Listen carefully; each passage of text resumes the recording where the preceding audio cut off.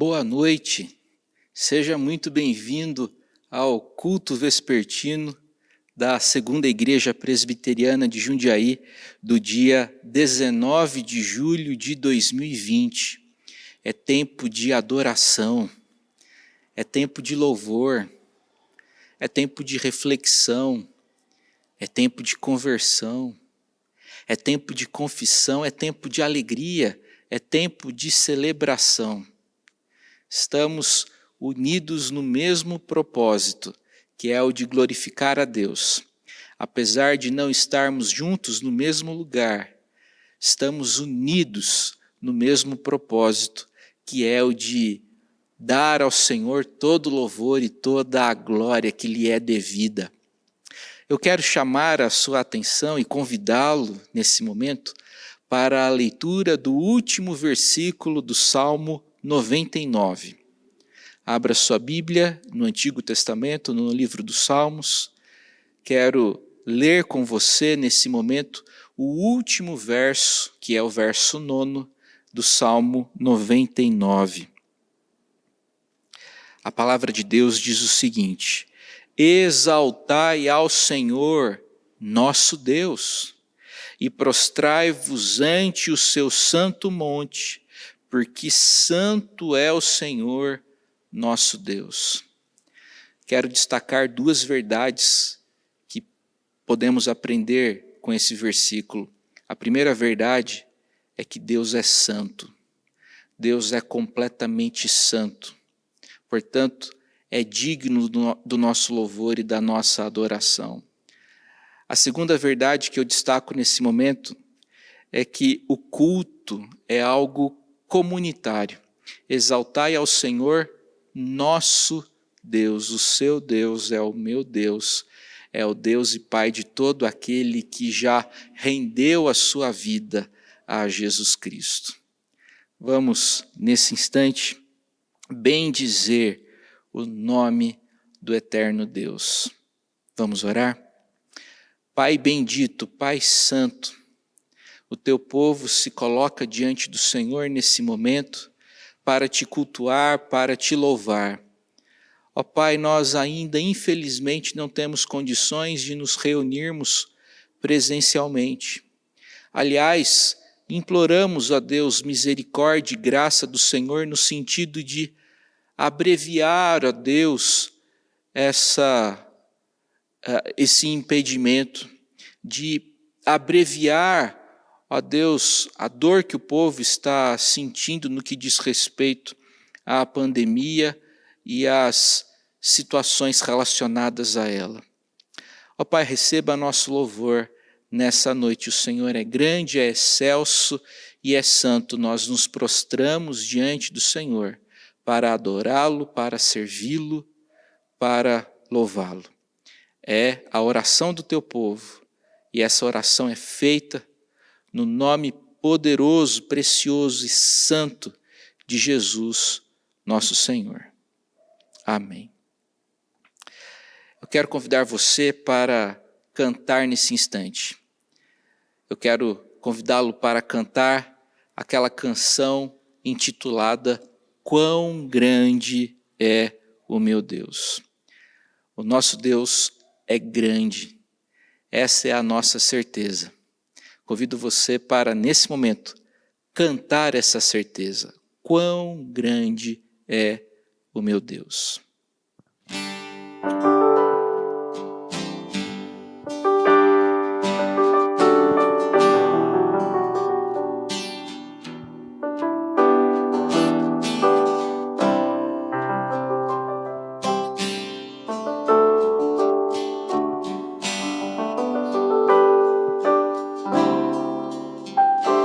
Quão grande é o meu Deus, cantarei quão grande é o meu Deus, e todos hão de ver quão grande é o meu Deus,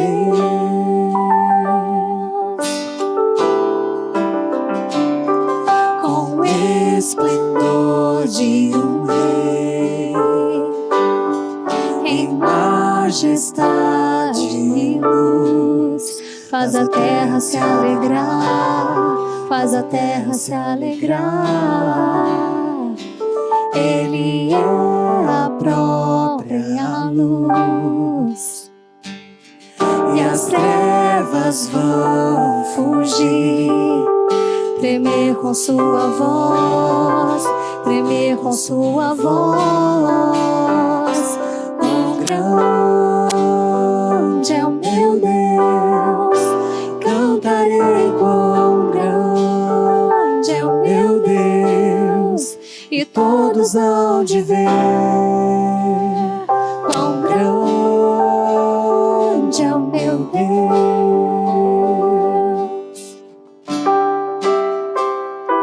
Por gerações Ele é,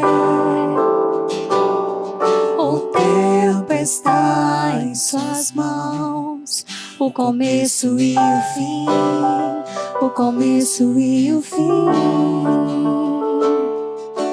Três formam um,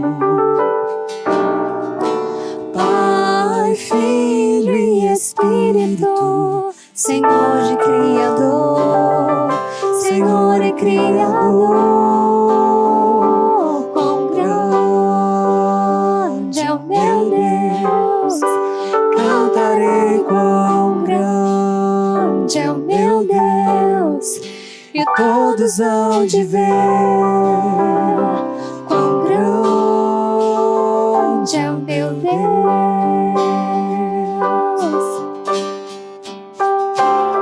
Sobre todo nome eu sei,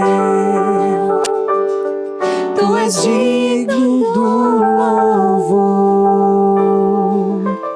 Eu cantarei quão grande é o meu Deus, quão grande é o meu Deus. Cantarei quão grande é o meu Deus, e todos hão de ver quão grande é o meu Deus.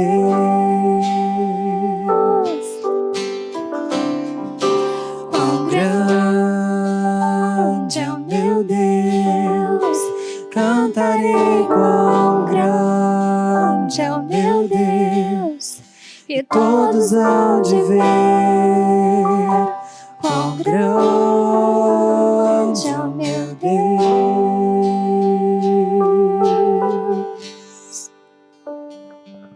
Depois de cantar e dizer para Deus que Ele é grande, que Ele é excelso, eu quero convidar você para a leitura de todo o capítulo 55 do livro do profeta Isaías. Livro do profeta Isaías, capítulo 55. Uma família muito querida e especial aqui de nossa igreja fará a leitura de todo o capítulo 55 do livro do profeta Isaías. Acompanhe a leitura do texto bíblico, por favor. Olá, irmãos, espero que todos estejam bem. Vamos ler um texto bíblico aqui, Isaías, capítulo 55, versículo 1 ao 13. Amém. Boa noite, irmãos. Vamos à leitura. Graça oferecida gratuitamente a todos. A todos vós, o que tendes sede, vinde às águas. E vós, os que não tendes dinheiro, vinde, comprai e comei. Sim, vinde, comprai sem dinheiro e sem preço, vinho e leite. Por que gastais o dinheiro naquilo que não é pão, e o vosso suor naquilo que não satisfaz?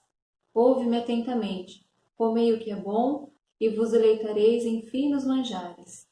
Inclinai os ouvidos e vinde a mim. Ouve e a vossa alma viverá, porque convosco farei uma aliança perpétua, que consiste nas fiéis misericórdias prometidas a Davi. Eis que o dei por testemunho aos povos, como príncipe e governador dos povos. Eis que chamarás a uma nação que não conheces, e uma nação que nunca te conheceu correrá para junto de ti. por amor do Senhor teu Deus e do Santo de Israel, porque este te glorificou. Buscai o Senhor enquanto se pode achar. Invocai-o enquanto está perto. Deixe o perverso o seu caminho, o iníquo os seus pensamentos. Converta-se ao Senhor, que se compadecerá dele. E volte-se para o Senhor Deus, nosso Deus, porque é rico em perdoar.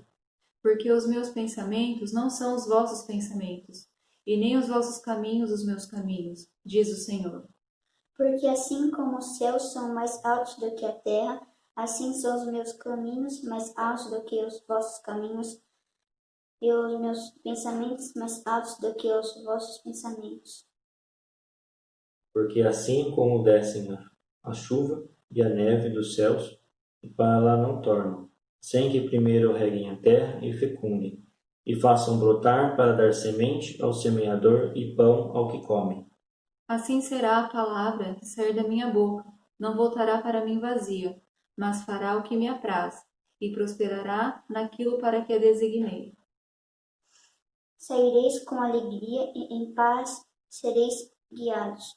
Os montes e os outeiros romperão em cânticos diante de vós, e todas as árvores do campo baterão palmas. Em lugar do espinheiro crescerá o cipreste, e em lugar da sarça crescerá a murta. E será isto glória para o Senhor, memorial eterno que jamais será extinto. Senhor Deus, nós te agradecemos, ó Pai, por esta palavra, ao qual nós acabamos de ler. Obrigado, Senhor, porque o Senhor tem cuidado de nós. Obrigado, Senhor, porque o Senhor tem nos livrado, ó Pai. Pedimos ao Senhor que visite, Senhor, cada irmão da nossa igreja, cada família, Senhor, que se encontra agora em casa. Que o Senhor possa, Deus, cuidar, Senhor, de cada um de nós, ó Pai. Que possamos estar, Senhor, guardados, ó Senhor, e protegidos debaixo, Senhor, das Tuas asas, debaixo, Senhor, das Tuas potentes mãos, Senhor. Que o Senhor possa, Deus, abençoar, Senhor, cada vida e que possamos, Senhor, logo em breve, Senhor, estarmos reunidos na Tua casa, adorando ao Senhor, louvando o Teu santo nome, Pai. Amém. Nós oramos, Senhor, agradecidos, em nome do Senhor Jesus. Amém. O capítulo 55 do livro do profeta Isaías é especial. Todo o capítulo é especial. Todavia, quero chamar a sua atenção para a mensagem dos versos 6 e 7. Buscai o Senhor enquanto se pode achar, invocai-o enquanto está perto. O profeta nos ensina, através desse versículo, que relacionamento com Deus deve ser a prioridade do cristão, a prioridade do fiel. Relacionamento com Deus é algo para hoje, nunca para amanhã. Deve ser a minha prioridade. Busque a Deus. No verso 7, o profeta diz: deixe o perverso o seu caminho, o iníquo os seus pensamentos, converta-se ao Senhor. E quando nós nos convertemos ao Senhor, o que acontece? O versículo continua dizendo que se compadecerá dele e volte-se para o nosso Deus, porque o nosso Deus é rico em perdoar.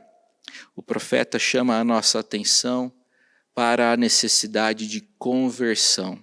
Se no verso 6 a palavra, a ideia dominante é urgência, pressa, a palavra dominante, o conceito principal do verso 7 é conversão.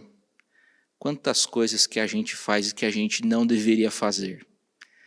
Nós pecamos contra Deus por meio de ações, aquilo que a gente faz.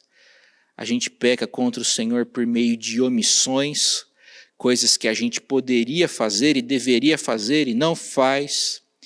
A gente peca por meio de pensamentos, por meio de palavras. Enfim, nós precisamos da graça do Senhor. E a boa notícia do versículo 7 é que Deus é rico em perdoar. Graças a Deus por isso. Grandes pecadores como eu e como você têm um Deus que é rico em perdoar. Nós vamos, nesse instante, cantar a canção Reina em Mim, fazendo dessa canção a nossa oração de confissão de pecados. Vamos reconhecer que somos pecadores e também vamos fazer dessa canção a nossa oração suplicando ao Senhor para que nos aperfeiçoe, para que nos consagre para seu louvor e para seu serviço. Vamos cantar.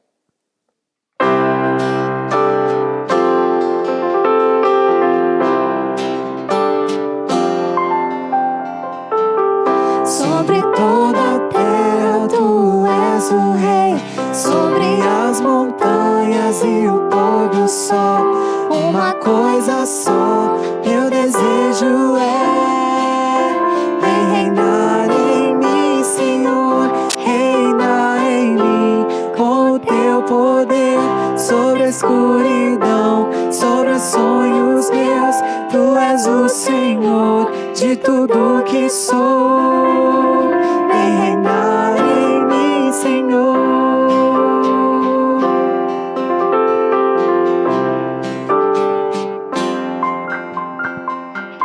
Sobre o meu pensar, tudo que eu falar, faz-me refletir na beleza que há em ti. Tu és para mim mais que tudo aqui. Vem reinar em mim, Senhor, reina em mim, com o teu poder sobre a escuridão, sobre os sonhos meus. Tu és o Senhor de tudo que sou. Vem reinar em mim, Senhor, reina em mim, com o teu poder sobre a escuridão, sobre os sonhos meus. Tu és o Senhor de tudo que sou. Vem reinar em mim, Senhor, vem reinar em mim, Senhor, vem reinar em mim, Senhor.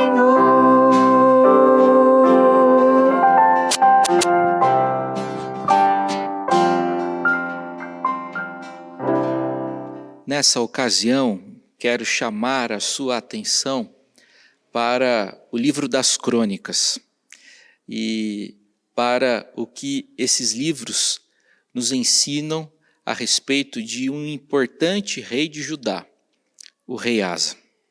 Por favor, abra sua Bíblia em 2 Crônicas, pois vamos considerar alguns versículos dos capítulos 14, 15 e 16. O cronista, autor do livro das Crônicas, empreendeu grande obra por ocasião da redação desses livros que pretendem, que objetivam contar ou recontar a história de Judá, especialmente. O cronista, o autor, não é irresponsável, tampouco alguém dedicado a falsear a verdade.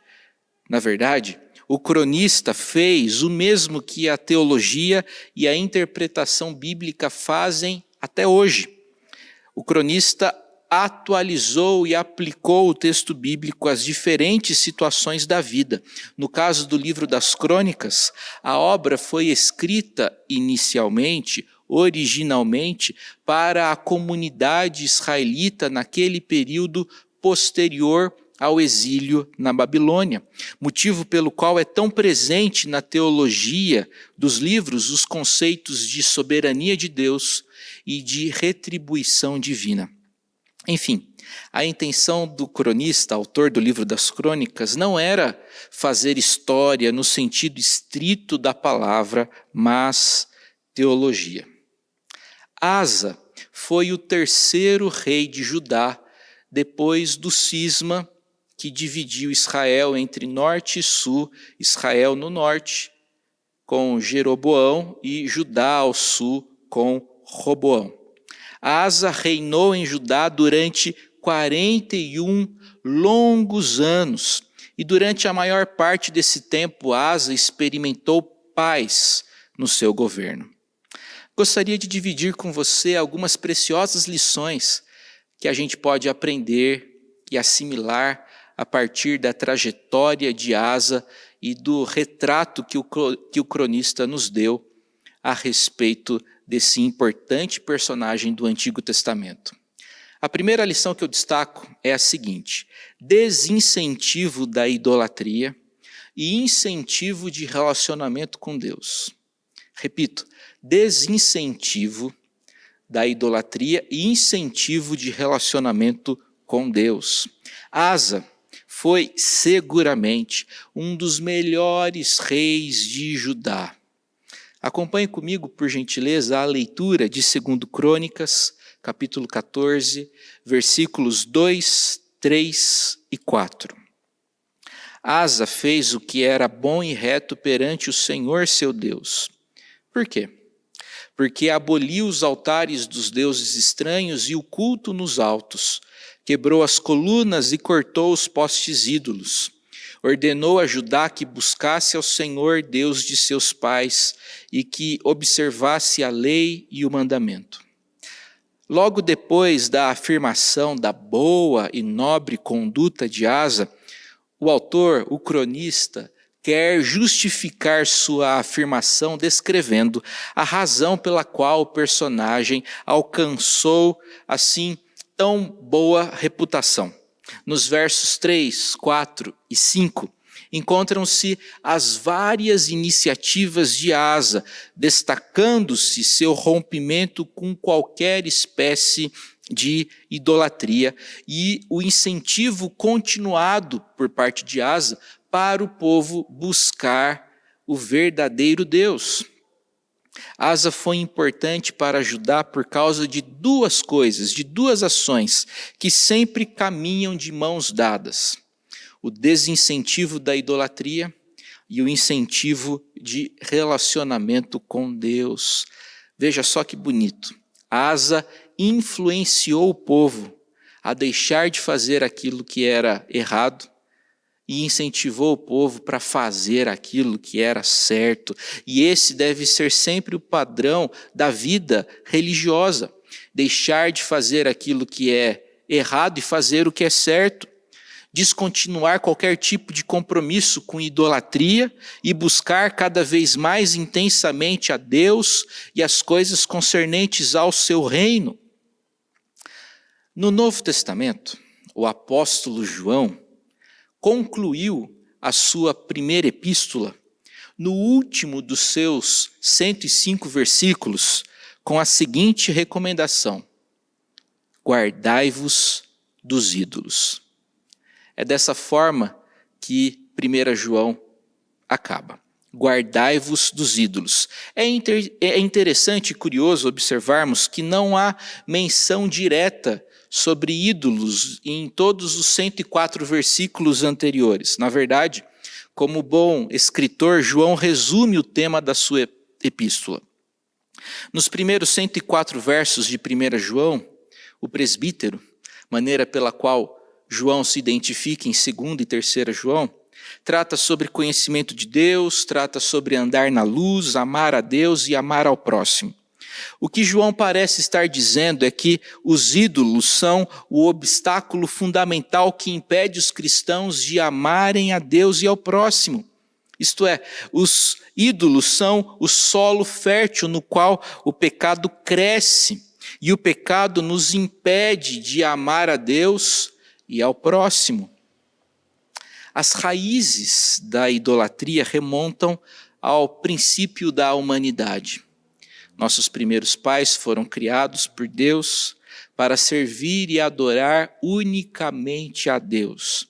Um dia, o tentador se aproximou e lhes disse: olha, gente, no fundo, não dá para acreditar muito nesse Deus de vocês, ele é muito restritivo. Ele é controlador, vocês precisam de autonomia. Assumam o controle sobre a vida de vocês. Tragicamente, nossos primeiros pais resolveram ouvir a voz do pai da mentira, em vez de ouvirem a voz do pai das luzes. Idolatria é apego exagerado, exacerbado às coisas, às criaturas em detrimento do Criador. Idolatria também é coisa bastante sutil, porque às vezes adoramos coisas e pessoas e nem nos damos conta de que aquele gosto, aquela preferência, aquela predileção, aquela insistência, na verdade, é idolatria.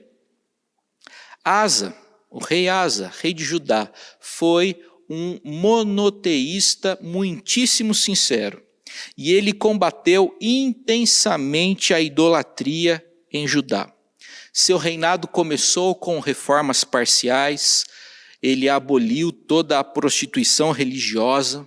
No capítulo 15, depois você pode ler, no capítulo 15 de 2 Crônicas, Asa ouviu atentamente as palavras de Azarias, homem enviado por Deus, e Asa, ouvindo a palavra de Deus na boca de Azarias, promoveu diversas reformas religiosas em Judá, chegando ao ponto de depor corajosamente a própria rainha-mãe, chamada Maaca, que resolveu erigir uma estátua, uma imagem da deusa Azerá.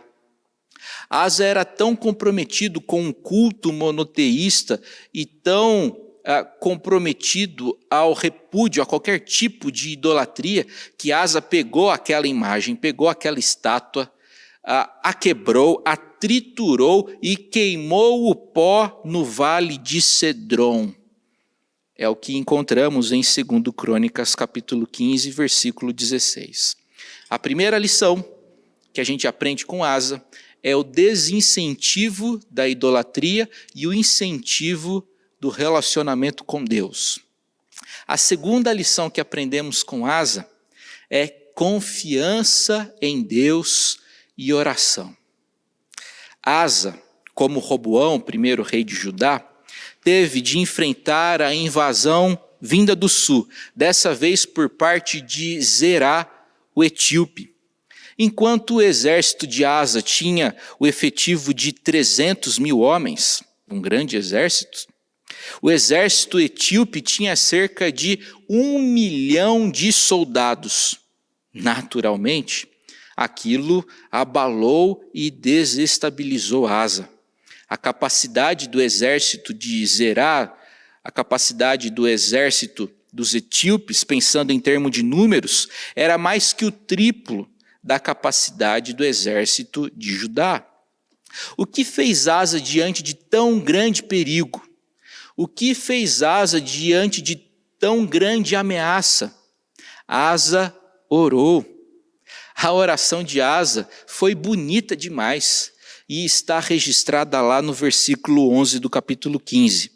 Senhor, além de ti, não há quem possa socorrer numa batalha entre o poderoso e o fraco. Ajuda-nos, pois, Senhor nosso Deus, porque em ti confiamos, ou melhor dizendo, porque em ti confiamos e no teu nome viemos contra esta multidão. Senhor, tu és o nosso Deus, não prevaleça contra ti o homem. Em sua oração, Asa pede socorro e admite a precariedade dos seus recursos. A oração é o nosso principal meio de combater a ansiedade do nosso coração. A oração verdadeira começa justamente com a percepção de que nós não podemos nos ajudar e que devemos nos voltar para Deus. Socorro é a oração básica. Sem a intervenção divina, estamos perdidos. Com a intervenção divina, estamos salvos. Se não soubermos, se não tivermos a plena convicção de que efetivamente precisamos de ajuda, a oração será sempre algo periférico em nossas vidas, tornando-se apenas algo relacionado à estética religiosa, a boas maneiras ou simples costume ou hábito. Porém, quando percebemos que estamos em apuros, que estamos em dificuldade, a oração torna-se questão de vida ou morte. Foi o caso de Asa. Asa orou e ele tinha plena convicção de que ele precisava do Senhor. O que aconteceu com Asa? O que aconteceu com Judá? O que aconteceu com um grande exército etíope que reunia mais de 1 milhão de soldados? O que aconteceu é aquilo que a gente encontra no versículo 12. O Senhor feriu os etíopes diante de Asa e diante de Judá, e eles fugiram. Os etíopes, os poderosos, os numerosos etíopes foram vencidos. Pergunto, por quem? Por Asa? Pelo exército de Judá? Não. Aquele exército foi vencido e derrotado pelo próprio Deus, que luta em favor de seu povo. Prezado irmão, prezada irmã, saiba que Deus luta as lutas do seu povo. Peça a ajuda de Deus para vencer as suas batalhas. Conte com o Senhor na luta, todavia. Quando vier a vitória, atribua o mérito e o louvor a Deus. Se você venceu, foi por causa da ajuda do Senhor. Terceira lição que aprendemos com Asa: somos instáveis. Somos instáveis. Quando a gente estuda teologia, especialmente aquele capítulo da teologia dedicado à investigação do que ensina a Escritura a respeito do ser divino, esse capítulo é chamado de teontologia, nós encontramos nesse capítulo um tópico denominado de atributos divinos, atributos de Deus. A teologia reformada, a teologia calvinista dos presbiterianos entende que existem em Deus atributos incomunicáveis, ou seja, qualidades que só Deus tem. Por exemplo, onipresença, onisciência e imutabilidade. A teologia reformada entende que também existem atributos comunicáveis, que são aquelas características que Deus resolveu compartilhar com a sua criação, por ocasião da criação do homem à sua imagem e semelhança. Exemplos desses atributos são justiça, bondade e amor. Essas características encontram-se plenas em Deus e encontram-se precariamente em nós, mas encontram-se em nós por conta do pecado. Por que eu falei isso? Por que eu trouxe esse assunto à discussão nesse momento? Para lembrar você de que só Deus é imutável. Só Deus não muda. Eu e você, nós somos mutáveis. Os seres humanos mudam e de vez em quando, infelizmente, mudam para pior. Foi o caso de Asa. O homem que na grande maioria do tempo fez o que era bom, o que era reto, o que era justo, errou e errou feio, conforme o registro do capítulo 16 de 2 Crônicas. Baasa, na época rei de Israel, reino do norte, não queria considerar a fronteira como fixada, como final. No reinado de Asa, rei de Judá, os exércitos de Baasa vieram em direção ao sul, rumo às terras de Benjamim. Baasa tomou e fortificou Ramá, situada a cerca de 8 quilômetros ao norte de Jerusalém. Completamente desesperado, Asa não confiou em Deus. Em vez de Asa confiar em Deus, buscar a ajuda do Senhor contra Baasa, Asa resolveu buscar a ajuda dos sírios. Asa resolveu buscar a ajuda, o auxílio de Ben-Hadad, rei da Síria, pedindo-lhe que rompesse seu acordo com Baasa e viesse em seu auxílio. Com sua duplicidade característica, o rei da Síria, Ben-Hadad, aqueceu, enviando um exército a toda a pressa para o norte da Galileia, forçando assim Baasa a bater em retirada. O homem que confiou plenamente em Deus na batalha contra os etíopes, no capítulo 14, vacila, e vacila feio, no capítulo 16. Seu apelo à Síria para que o ajudasse contra a ameaça de Baasa, de Israel, foi um ato de incredulidade que recebeu, sim, censura profética.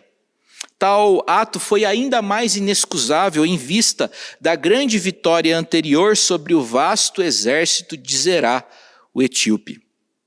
O homem que ouviu atentamente a palavra de Deus através de Azarias, no capítulo 15, no capítulo 16, quando recebe a censura profética por ter buscado a ajuda da Síria e não a ajuda do Senhor, Asa resolveu se indignar contra o profeta Anani e chegou a lançá-lo na prisão.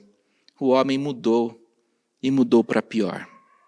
O homem que foi instrumento de Deus para abençoar a nação, tinha gente de Israel do norte que fugia de lá para vir para o sul, para viver melhor.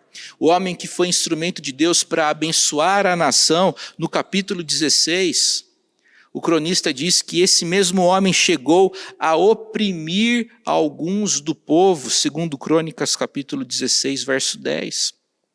O homem que confiou em Deus e que venceu um exército que tinha 1 milhão de soldados na sua velhice, ficou gravemente enfermo dos pés. E de acordo com o cronista, em 2 Crônicas 16, 12, na sua enfermidade, não recorreu ao Senhor, mas confiou nos médicos. Eu acho que você, assim como eu, se lembrou daquele texto do Novo Testamento. Aquele, pois, que pensa estar em pé, veja que não caia. 1 Coríntios capítulo 10, versículo 12. Somos instáveis. Essa é a terceira lição. A quarta e última lição que eu quero dividir com você, a partir da trajetória de Asa, é como avaliar uma pessoa. O cronista afirmou que Asa fez o que era bom e reto diante de Deus. Todavia, acabamos de ver que Asa não foi impecável. Ele errou, ele cometeu pecados como qualquer mortal, como eu e como você. Uma importante lição que tenho aprendido com o cronista é que ele não avalia uma pessoa pela sua última ação, mas pela produção de toda uma vida. Repito, o cronista não avalia uma pessoa pela sua última ação, mas pela produção de toda uma vida. Enquanto estudante no seminário, muitas vezes eu ouvi de meus professores que pastores geralmente são lembrados pela sua última ação. Eventualmente, pastorados longos e abençoados são subestimados ou descartados por conta de uma única ação, que talvez foi incompreendida. Não avalie as pessoas pela última ação, mas considere toda a vida. Esposa, não avalie seu marido pela última mancada dele. Marido, não avalie sua esposa pela última frase que ela disse para você. Filhos, pais, não se avaliem considerando apenas o último conflito. É dessa forma que a gente deve avaliar outras pessoas, não apenas considerando a última ação, mas a produção de toda uma vida. Eu quero concluir essa reflexão dizendo o seguinte: se até o rei de Judá vacilou, imagina eu e você. Não sei você, mas eu me identifiquei muito com Asa. Por quê? Porque geralmente eu quero fazer aquilo que é certo. Geralmente eu quero acertar. Mas muitas vezes eu erro e os erros acontecem sucessivamente. A verdade é que eu sou um grande pecador. A boa notícia que me dá esperança é que para grandes pecadores como eu, existe um grande Salvador e o nome dele é Jesus. Quando Jesus morreu na cruz, o próprio Deus em Cristo recebeu o julgamento que merecíamos, a fim de nos dar o perdão que não merecíamos. Para grandes pecadores, para gente imperfeita, existe um Salvador perfeito, Jesus. Que o Senhor te abençoe.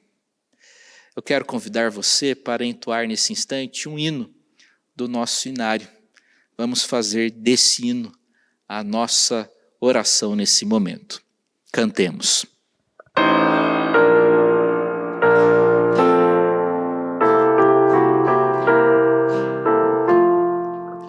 Do que sobre a amarga cruz revelaste teu amor, tu que vives, ó Jesus, vivifica no Senhor. Vem, ó vem, Jesus Senhor, nossas almas despertar com teu santo e puro amor. Vem, Senhor, nos inflamar. Ó vem, nossas almas inflamar. Eis o mundo tentador a querer nos atrair, sem teu fogo abrasador não podemos resistir. Vem, ó vem, Jesus Senhor, nossas almas despertar com teu santo e puro amor. Vem, Senhor, nos inflamar.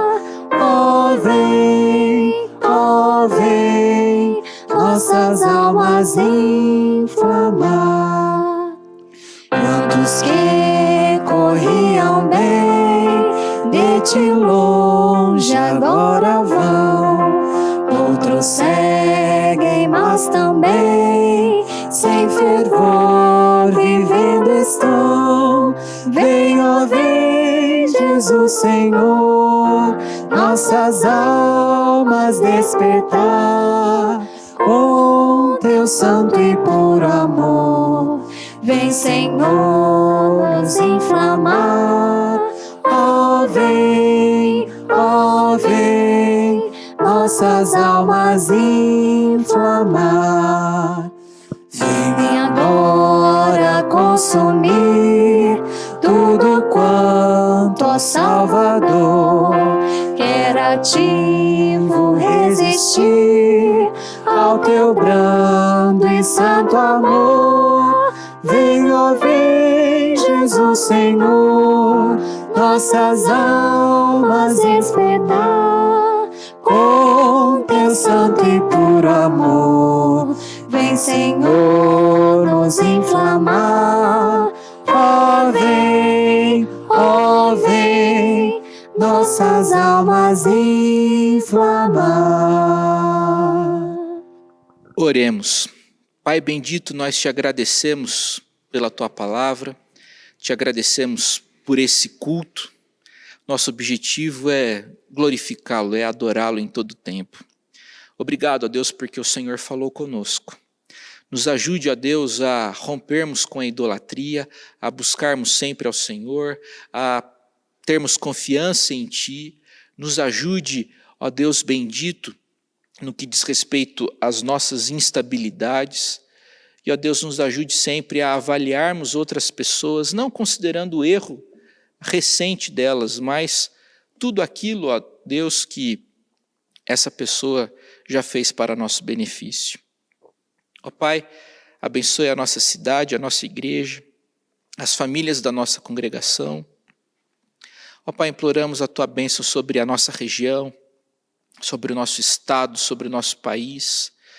As notícias, ó Deus, são pouco animadoras. Parece, ó Deus, que essa pandemia, essa quarentena só piora e não vai ter fim. Ó Deus, livra-nos, ó Deus, desse mal, livra-nos dessa doença e livra-nos, ó Deus, da desesperança e da falta de confiança em Ti. Nos ajude, nos dê graça, nos estimule, ó Deus, a fé, a coragem e ao labor. Nos abençoe nessa noite. É a nossa oração no nome poderoso de Jesus.